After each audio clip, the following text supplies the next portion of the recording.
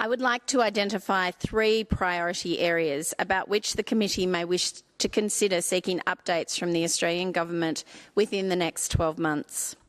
The first priority area concerns the need to accelerate action to address the key issues facing Aboriginal and Torres Strait Islander women and children, who continue to face systemic and structural barriers to the realisation of their human rights, including targeted prevention and early intervention initiatives to reduce violence against Indigenous women and children, the high rates of contact with the child protection system, and the high rates of Indigenous women in the justice system.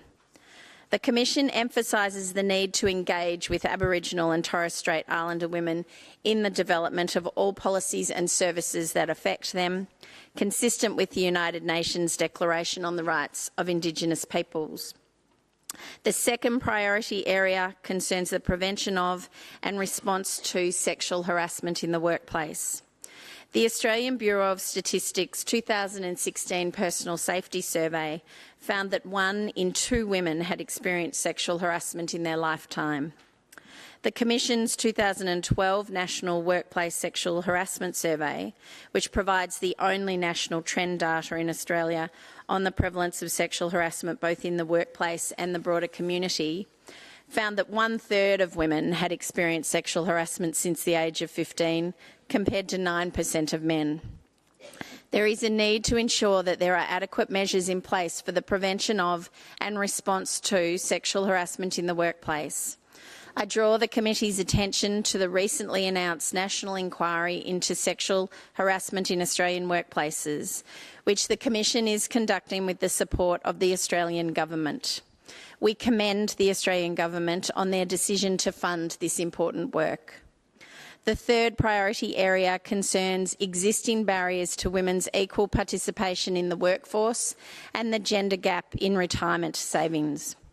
The Commission has made a number of recommendations to address the existing gender gap in Australia that affects women's rights to work, to just and favourable conditions of work, and to an adequate standard of living for themselves and their family, which are targeted to reduce the gender segregation gap in Australian workplaces, address the gender pay gap and women's economic insecurity in retirement, ensure adequate protections against workplace discrimination on the basis of pregnancy, parental leave and return to work, improve the operation of the current paid parental leave scheme, and provide comprehensive coverage of workplace protections for employees who experienced family and domestic violence.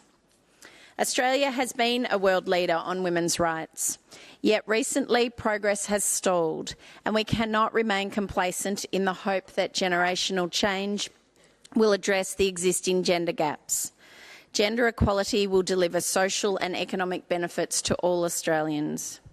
I commend the Commission's independent report to the committee, which presents targeted recommendations in regard to a number of key areas of reform and recommendations to strengthen the operation of the Sex Discrimination Act. On behalf of the Australian Human Rights Commission, I thank the Chair and the committee for this opportunity and look forward to your concluding observations. Thank you.